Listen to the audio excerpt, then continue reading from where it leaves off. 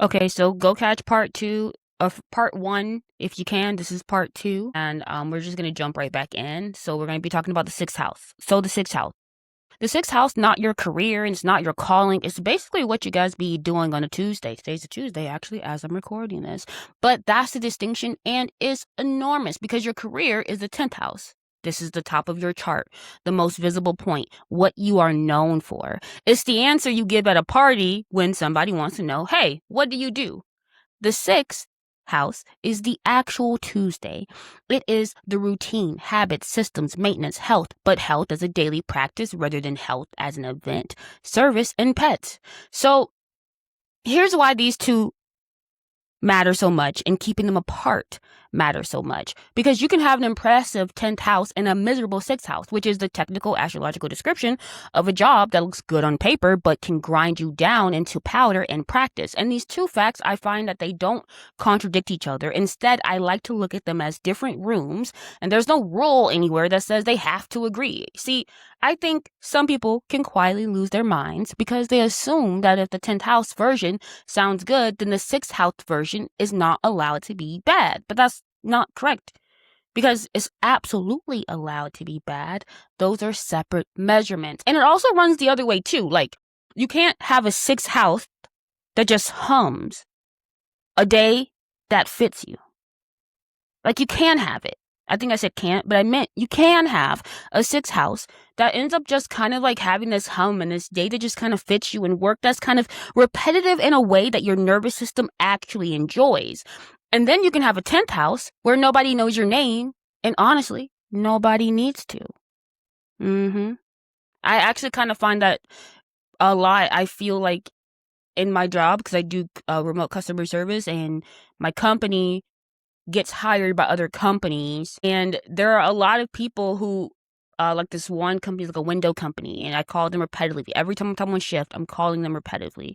And the work kind of seems the same, and the conversations throughout the year has been always like kind of the same. And that is kind of what I feel like they are probably. Like, there are these people who like nobody knows, but honestly they're making a good like dime off of replacing windows.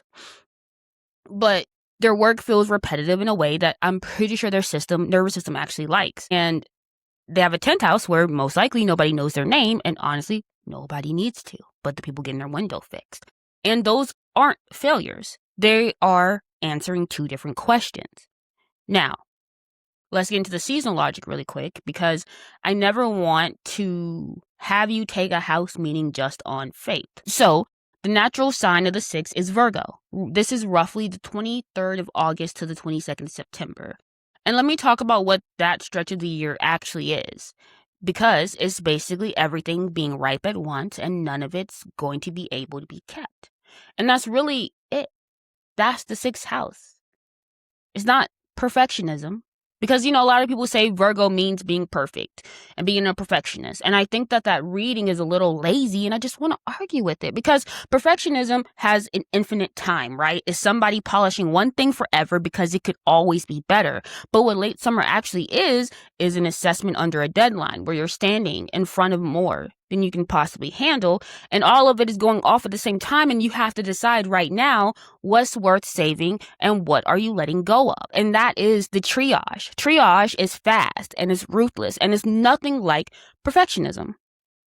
And that changes what the 6th house is about, because it's not about doing everything in a flawless manner. It's about knowing what to drop, which, if you've ever been overwhelmed and read that as a personal failing, it's a completely different and a much kinder framing of the same room. So that's what the 6th house means and why it means what it means. Discernment, systems, editing, health, upkeep, the unglamorous work nobody applauds, but everybody wants to notice the second that it stops. So, all right, we're into a little something, and I want you guys to find yours. So this is going to be the sign sitting in your 6th house, which is in whole sign, 6 signs from your rising sign. And this is what is telling you is the shape your daily life has to take in order to actually work. It's not about what you should do, but how it has to be built so that you will keep doing it. All right. So Aries in the 6th. Aries in the 6th is routine by sprint. because Aries is the initiating energy. This is the first 10 seconds of anything. So it is fantastic at starting and has no interest in maintaining, which means your daily stuff works when it's short, physical, and slightly competitive. You're someone who probably can't do a gentle, sustainable habit, but you probably need a race with a finish line that you can see from the start. Build in an endpoint, or the whole thing for you probably evaporates by week 2. Taurus in the 6th. This is a routine that holds. Taurus is the fixed earth sign, which in practice means slow to move and then almost impossible to stop, where the setup takes forever. And you'll spend a year building a morning and it'll feel like nothing's happening. And then it's load bearing for a decade. So the mistake here, I think, is judging it early. You're probably not bad at habits. You're probably just still in the setup phase. And the setup phase for a lot of you guys that have your Taurus in 6 can be genuinely long. Now, Gemini in the 6th. Routine needs to have a little bit of, I can never say the word variety, blah, blah, variety, or it dies, because Gemini is mutable air, which is the most changeable configuration there is. And the same task at the same time every day is how you kill it in a week, okay? So don't be going and building one routine. Build 3, rotate them, color code them, let yourself pick in the moment. That's not a lack of discipline. I think that's more of a design requirement and working with what works for you. Cancer. Daily life runs on mood and who's in the house. Cancer is the water sign of home and belonging. So your day is generally affected by the emotional temperature of the space and by whether people in it are even okay. That's a real dependency, not a weakness. And knowing it is there, it can help you enormously, because otherwise you may spend years thinking you're inconsistent when actually your inputs have may just change. Leo in the 6th. Leo, it needs to be witnessed, because Leo is a sign of visible expression. And in the daily workhouse, that means that any unwitnessed maintenance can quietly stop happening. Not because you're vain, but because the thing that makes an action feel real to you is that somebody clocked it. So build the witness in on purpose. Maybe an accountability partner, a group, a person you text. Stop trying to make yourself do it alone in the dark. Like, that is not the machine you have, okay? You're not the machine in the dark person, boo. Virgo in the 6th. This is a natural fit. This is assessment as a default setting. You notice what is wrong with things without trying, right down at the level of the individual detail. And that gift is enormous competence. The risk is that the assessment does not have an off switch. So you can end up auditing things that may have been fine. Libra in the 6th. This is where your daily life gets organized around other people's needs, because Libra is the sign of the other person. So dropped into the daily workhouse, it means your Tuesday shapes itself around whoever else is in it. Often before your own stuff. Often without you noticing you even did it. So the useful question here is not, what should I do today? It is, which of these things are actually yours? Scorpio in the 6th. You're very all or nothing. Scorpio's fixed water, so it doesn't do partial. So either the system is total or it doesn't even exist. There's no percent of you doing 40% of it, which means you have to make the total version smaller than you would want it to be. Because a huge all-in system is probably going to run for like 3 weeks and then collapse completely. And you're not going to do a reduced version, so you'll probably just end up doing nothing, because you can't do just like partially in. Sagittarius in the 6th. For you guys, it has to mean something, or you're not going to be doing it, because Sagittarius is a sign of belief and the larger why. So a task for the sake of the task is something your body's going to actually simply refuse. And this is not laziness. And if you're calling it that, stop, because you require a reason attached out loud. And once it is attached, then you'll go forever. Capricorn in the 6th. This is for us. The Capricorn structures as personality. Capricorn is a sign of building the durable thing. So the system, it doesn't not support just your life, but I want to say it's almost a bit of who you are, which is powerful.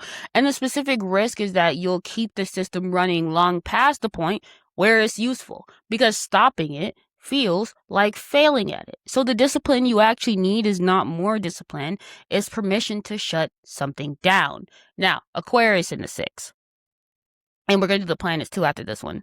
So Aquarius in the 6th, you probably like to redesign the system rather than follow it. Aquarius is a sign of the better idea, the step back, the improvement. So you've optimized this workflow 11 times and executed it twice. And the redesigning genuinely feels like working. It's not. So the move is to make the redesign a scheduled thing once a quarter, and outside that window, you're only allowed to run the ugly version. Pisces in the 6th. This, for Pisces in 6th, rigid routines will slide right off of you because Pisces is mutable water, no edges, and a schedule with hard times attached will not stick no matter how many times you rebuild it, y'all. You need rhythm rather than schedule, which is not really less structure. It just has a different shape to it. And you need your order of operations instead of clock times. This before that, and then whatever that would happen to be is more so of how I feel about that. And then the planets. I don't know if I made the slide for the planets. I did not.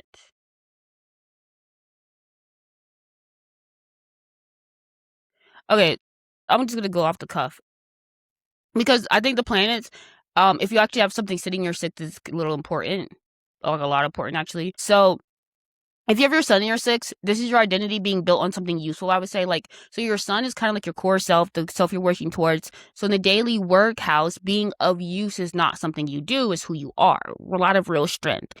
And it also means a week where you produce nothing can feel like a week where you didn't even exist. I have my sun in the 6th, so I can understand. Well, the sun is in my 6th in Placidius, and whole sign is in my 7th. But yeah, that's really like if you have your sun in your 6th, it's just a hard way to live and it's worth knowing about, I think. If your moon's there, your emotional regulation can be genuinely tied to your daily order. The moon is how you self-soothe, so it can self-soothe through routine, which means a messy week is not just a mood problem. It's likely the room telling you that the system is slipped. So if you fix the system, the mood can follow, which is backwards, honestly, from kind of how most people work. So it's worth knowing for that. If your Mercury's in the 6th, I would say you're thinking, I'm going off the cuff, so I could be like a little bit off with some of my opinions. But your Mercury in the 6th is like, I would say like your thinking lives in the daily work house. You're probably very excellent at process and detail because that's where your mind actually resides. And it will absolutely likely overanalyze a small task into the ground because analysis is the tool, and every problem starts looking like, oh, does it need more of it? If your Venus is in the 6th, I think you probably show care by doing, because Venus is how you love and you value, so it can come out as it acts, which is lovely and is worth watching because it can slide into love being unpaid maintenance without anybody making an actual choice for it to be that. And if your Mars is in your 6th, I would say your drive probably goes straight into your daily work. So you probably get a lot of done. And Mars is also kind of the irritable one. So friction can become your baseline setting, and you may stop noticing that it's even there. And lastly, when we talk about if you have Saturn in your 6th, I think this is the hardest one, but the most useful one.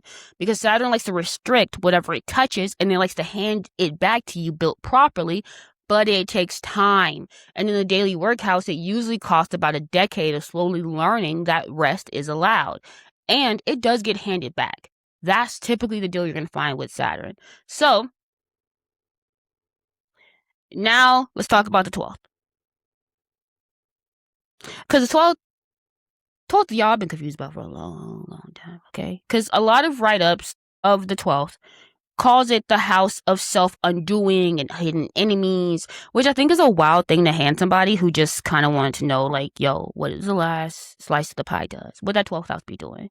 But here's what's actually in there, in my opinion. Solitude, sleep, dreams, the unconscious meaning, the part of you that runs whether you are paying attention or not.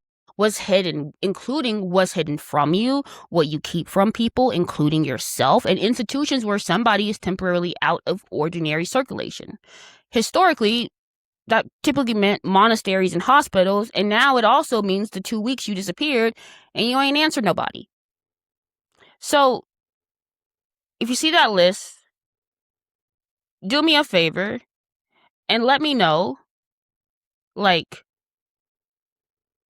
which part of the 12th house is the enemy? Because sleep is not the self-undoing. Solitude is not self-undoing. Having an insight that other people cannot see is not a flaw. I think that's like the definition of being a person. And I have a little theory about what that label came from, which is that it comes out of a very old assumption that anything you can't observe is suspect. If it doesn't show up on the ledger, it must be working against you, which I think is a whole world view. And it's one that we're absolutely still swimming in. I think we just call it productivity now. So the way I think about the 12th is this. That it's the room where things end so that the next thing has somewhere to start. And okay, I will give the old label one thing. People generally do dismantle things in this house. But usually, the dismantling was necessary, like the Tower card, and nobody told them that. So they experienced a required ending as a personal failure, which is a very different sense than hidden enemies. One more quick boundary, then I'll move on about this. This is also not mental health framework, by the way. I am literally just describing a pattern in a symbolic system. I'm not diagnosing anybody, and neither is your chart. It can't do that. If something in your life is actually not okay, that's a conversation for a person with training, not a wedge of a circle. So anyway, now the seasonal logic, which is my favorite part of the whole 12. The natural sign of the 12th is Pisces. Roughly, there we go. Sorry. Roughly the 19th of February to the 20th of March. And that stretch is also the strangest one in the year. And I say that as somebody born inside of it because there's a specific weirdness, okay? The light is measurably back at this time of year, right? The evenings are noticeably longer than they were in January, and you can feel it. You notice it walking to your car where like something has just clearly changed, but nothing outside has done anything about it yet, where the ground is still maybe a little cold, everything's still a little bare. So there's this gap where something is obviously underway and none of it is visible. That, to me, is a 12th house in a single image. Real activity happening where you cannot watch it. And notice what that season is not. It's not productive. Nobody's bringing anything during the first week of March. If you judge that stretch of the year purely by output, you would probably call it a dead loss, which is exactly precisely the mistake a lot of us make about our own rest. So, real quick, same drill. This is the sign of your 12th house, which in whole sign is the sign immediately before your rising sign. So for me, this would be Leo. And what this one is telling you, however, is telling you two things at once, which is why it's the most underrated section, I think, honestly, even in my post, because it tells you what you hide, including from yourself. And it tells you how you actually rest, which is different for everybody, and almost nobody's ever been told there. So, Aries in the 12th. For Aries in the 12th, anger does not go underground. Or anger does go underground. I always get my words mixed up. Aries, for y'all, anger does go underground. It was in the 12th. Because Aries is a sign of direct confrontational energy. So, the hidden house, it doesn't get expressed. It gets stored. And then it comes up somewhere unrelated. And rest for you is physical, not still. Moving with nobody watching, sitting quietly is not restful for you. It's when the stored stuff starts talking. Taurus in the 12th. This is the need having the hidden part. Taurus is a sign of what you want and what comforts you. So when it's tucked away in the 12th, it becomes the thing you're not going to say out loud. You're not going to tell anybody you need something, and what's going to restore you is sensory things, which sounds unserious, but it's not, because the bath, the specific blanket, the particular food is not just indulgence. It's the mechanism your rest actually runs on. Gemini. For Gemini, this is the sign of constant mental motion. So your interior is loud. So the hidden layer of you is running this commentary that just does not stop, which means silence is not restful for you. It is worse because it removes the only thing that was drowning it out. You need one little gentle input, a podcast, a low show, like a low energy show, a walk, not 0, but like 10 out of 100. Cancer. Cancer is carried attachment. So this is your hidden dependency. So in the 12th, your need for people is real, but completely invisible even to you sometimes. So you process the cost of things alone later after everybody's gone home, which is why you can be totally fine at the event, but at 11 o'clock at night at the event, be wrecked. Leo in the 12th. Leo is a sign of being seen. And the hidden thing is wanting to matter. And in the house of what is concealed, it turns it into a want you're not going to admit to. And what actually gives you rest is being somewhere you don't have to perform at even 5%. Not being alone necessarily, but not being watched. And that is a difference. There is a difference there, and it really does matter. Virgo in the 12th. This is where the audit never turns off because Virgo is assessment. So in the hidden house, you're quietly evaluating everything constantly, including yourself, and the volume of it isn't visible to anybody. And the odd thing is, which I don't think anybody believes when I say it, that small completed task, it actually restores your behind. Do the one dish, not the whole kitchen, the one, and you're gonna feel better. That one good dish you gotta put your elbow into to get the crap out of it. That one dish is gonna make you feel better. Libra in the 12th. So Libra's the other person. So in the 12th, what gets concealed is what you actually wanted. Your own preference is the hidden part, often from yourself in real time before you get a chance to notice, and you like to process other people's reactions privately for days afterwards. Scorpio in the 12th. This is the most private 12th there is because you have got the sign of what is hidden inside the house of what is hidden. Am I making any sense? It's like a double lock. And what actually grows you is being genuinely known by one person, which you're going to avoid for like 15 years of your life and then finally do that. Sagittarius in your 12th. So this is the search for meaning that runs underneath everything you do, whether you've named it or not. And distance is something that restores you. Actual physical distance, I mean. Being somewhere that's not your normal life. That's why we like to talk about y'all like loving to travel, the Sagittarius signs. But it's also expensive and inconvenient, but also just a very true fact about you. You may need to leave the country, my love. Capricorn in the 12th. So Capricorn is a sign of building and achieving, and the hidden thing is their fear of failing. So in the 12th house, it becomes this private, unspoken pressure that nobody around you can see, and the rest can feel like it's slipping. Like the moment you stop, you're going to lose the thing, which is exactly why you're not going to do it, or why you will. Yeah, why you're not going to do it, and exactly why you probably have to. Then Aquarius. Aquarius is a sudden better idea in the unconscious house. It means ideas arrive uninvited. It means your thinking hands you things without asking, and coming back to people after solitude for you is generally harder, which is why you stay gone longer than you mean to. Pisces in 12th. This is a very natural fit, permeable, absorbent, no edges, which means you have almost certainly picked up someone else's mood this week and are still carrying it and have not identified it as theirs. So your rest starts with figuring out which one of these feelings are actually yours. And we kind of got a little more. Okay.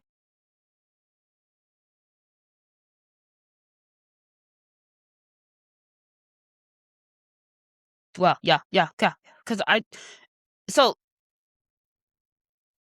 if you have your sun in the 12th, because I didn't do it for this part either, like the slide. If you have the sun in the, because I did it for the 6th house. So if you have your sun in the 12th, you're someone that people probably find you slightly hard to read. Your identity got built privately out of sight. So you may not fully know what they're reacting to, reacting to, because the thing that they're probably picking up on is something you can't see from the inside. I hope that made any sense. Like I'm basically saying, like, a lot of people around you probably really find you hard to pick up on and read. And that's only because when your identity got built for you, it probably got built very internally and not from everybody's eyesight. So when people react to how you are, who you are, once they get to know you, you probably can get a little bit confused because you don't know what the heck they're seeing because you can't see it. And if your moon is in the 12th, you're somebody who real time emotion for you is probably not your format and probably never has been. Your feelings probably arrive on delay, sometimes for days, which means you're the person who's fine in the moment and then on Thursday will fall apart about Monday. If your Mercury's in the 12th, you're probably somebody who thinks in images before you think in words, which is why your writing is probably stronger than your talking. And you probably don't like being put on the spot. It's probably a nightmare for you. The thought is there, but it probably just needs to be translated. And that translation for you, I believe, would probably take a minute. If your Venus is in the 12th, you probably love in your head more thoroughly than you end up loving out loud, where a feeling is enormous but the expression is quiet. And a lot of people probably just always underestimate what's going on in their inside. If your Mars is in the 12th, instead of like having anger, it probably converts to tiredness. Like instead of coming out as heat, it comes out as being suddenly exhausted and then kind of like leak sideways later as something completely unrelated. Your Saturn in the 12th, I would say this is not vague. This is you probably carrying a weight that you've never been able to name. Is specifically what this placement does. It puts the heavy thing in the room you cannot see into it. And it generally, however, does get lighter with age. And this is not me saying this like a platitude, but more so just what Saturn does once you've done the time it requires you to put in to learn the lesson. So,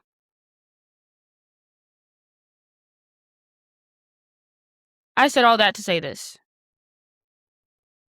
We're going to put these two together. Okay?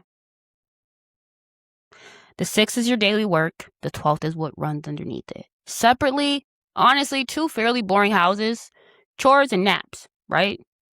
But together, they're one subject with two ends. And the subject is how you spend yourself and what happens to the part of you that it never appears on the schedule. And this is the thing I actually wanted to say today. I said all that to say this.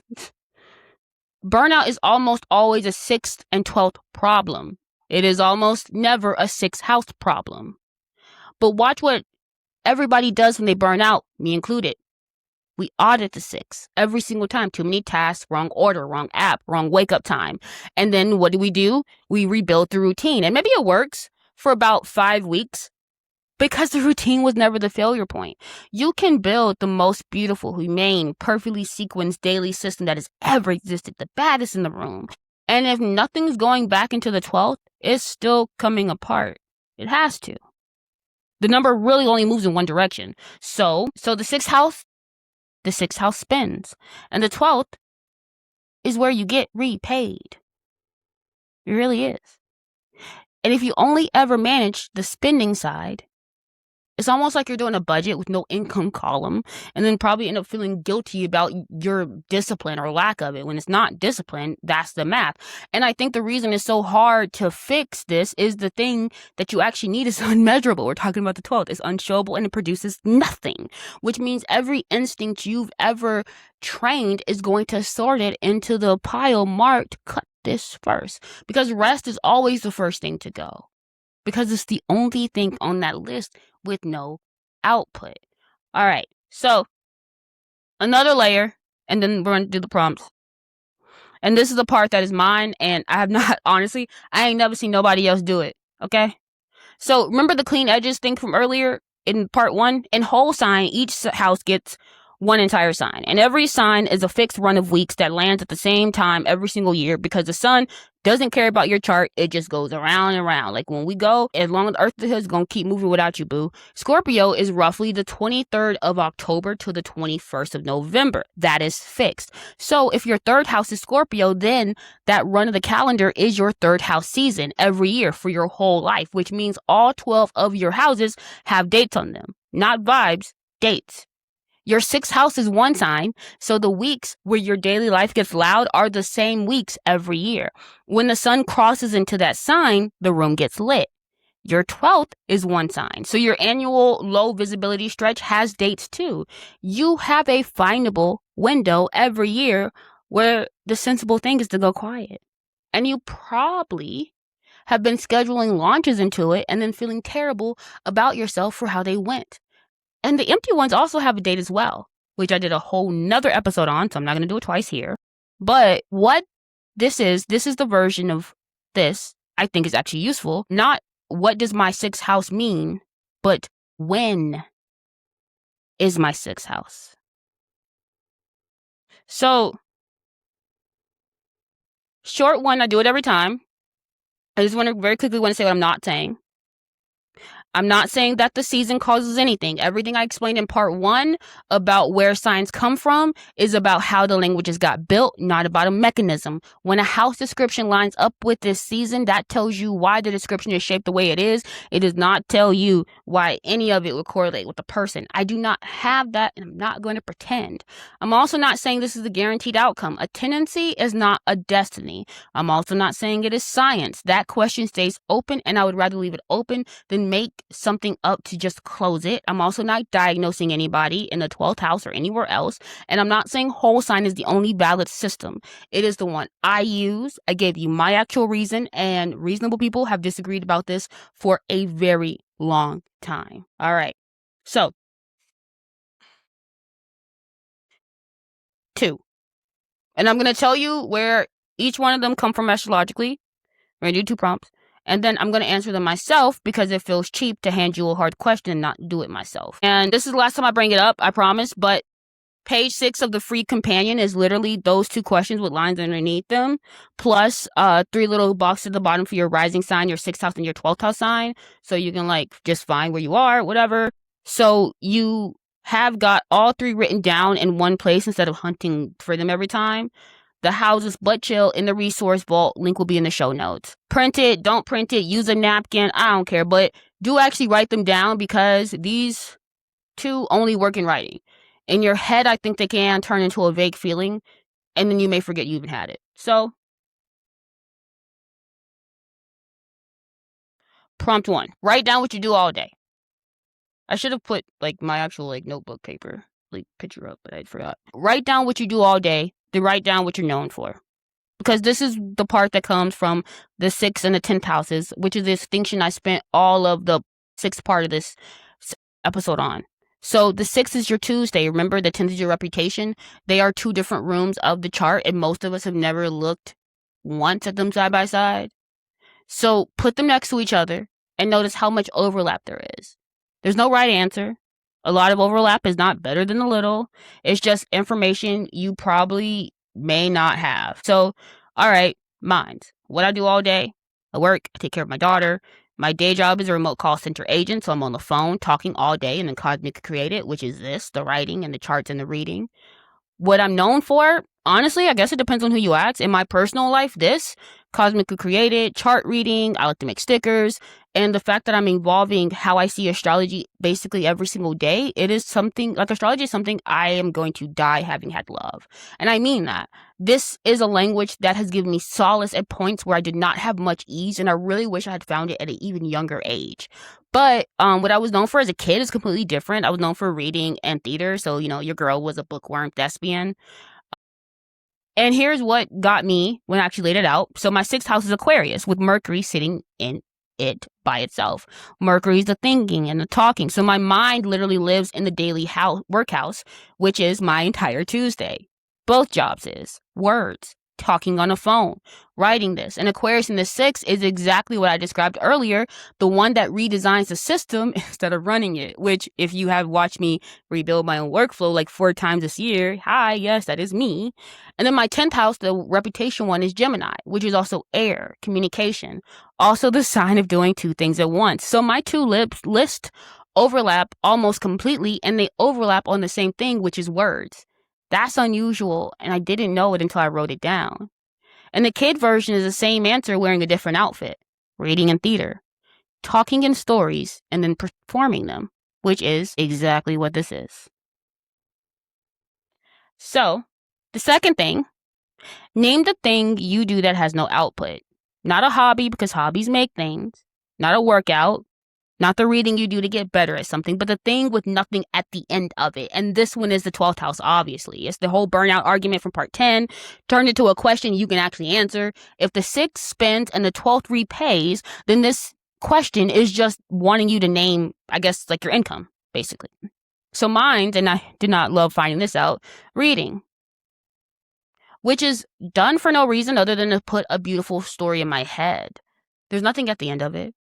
It doesn't go anywhere. I mean, when I was younger, yeah, when it's like AR, like, you know, like AR points or whatever to, you know, get the free pizza party and the trips to Universal and stuff like that. I went to a school that was sponsored. It's closed now, Eccleston Elementary, but I went to a school that was sponsored by Universal for a little bit. They had a partnership with my elementary school. So the better you did at reading in your AR points, it was a visible measurement for gaining like points and rewards and stuff like that. But those days are so long ago, and reading was there for me before that anyway. But anyway, I digress. Really though, reading for me, it doesn't go anywhere. It doesn't become content. It really is just a story, and then like the story is in me. And I haven't read it for a while. My 12th house is Leo, and it's one of my empty ones. Leo in the 12th is the one I said earlier where the hidden want is to matter and where rest means being somewhere you don't have to perform. And honestly, kind of like look what happened. The kid who was known for reading and theater, and the theater part, the being seen part, that grew up and became this, the podcast, the writing, the whole thing. That is out in public where it belongs, but the reading part went into the 12th house, into the unwatched room, and then I stopped doing it because it doesn't produce anything. So it lost every single argument it ever had with my calendar, which is the exact thing I have spent this whole episode telling you not to do. So that's kind of my homework too. Because I like have a kid now, and I have like, it's hard for me to like sit down and justify sometimes reading, because instead of adding a story to myself, my brain is like, you can add another thing that can help you become more successful in what it is that you do love to do, so that way you can provide more for you and your daughter. So reading typically kind of, doesn't get the love that it should in my life anymore. But anyway, if you want the dates, I'll make you one. If you want your empty dates, it's called the season map. It's free. It's 6 pages, and it is your chart laid out as a calendar instead of a wheel. www.cosmiccreator.com/season-map, or you can just go to my website and you'll find it somewhere. But you need a birth time and a birthplace. You do not need a birth time, and I mean that. I have 2 versions. And give me about a week, because I built them in batches and I read every single one of them before it goes out. An automated tool will happily tell somebody they have 5 empty seasons when they do not. So I'd rather be slow than that. But what I'm talking about, my season map, it's a free 6-page chart that I will make for you personally. And it will lay your chart out as a calendar instead of just a wheel. So those dates I was talking about, this report will actually give you those dates, because your 6th house is one sign. So the weeks your daily life gets loud are the same weeks every year, and they are in there. Your 12th is one sign too, so your quiet stretch is in there with actual dates on it. But what I won't do is read this year's transits, because that is more of a fixed layer, the part that's true every year. And I'd rather tell you that now than let you find it out on page 4. So if you want to have the moving part on top of that, that is the seasonal blueprint. A mini as well, $29, sun, moon, and rising and full. And that's the only time I'm saying it. So all 3 articles are going to be in the show notes if you'd rather read than listen. The big houses guide, the 6th house one, and the 12th house one, and the free 6-page companion, which is the fastest way to have all of this basically in one place. That was a lot of moving parts, you guys. I'm so sorry. But here's what I've landed on all of this, that the houses are not some 12 personality categories. They are 12 places a life happens. They come from a rotating earth, a local horizon, which is about as unmystical in origin as anything gets. And they're still the most useful part of a chart. And the only really useful question you can ask about any of them is not what does this mean, but it's where and when and what is going in versus what is coming out. You've probably spent a long time optimizing the room you can see, but we've been forgetting that the other one has been sitting right there the whole time with no window in it, and somebody probably has taught us to be scared of it. So, Jacayla's gonna go read a book. It's kind of the episode. I'll see you next time. I don't know what book I'm gonna read.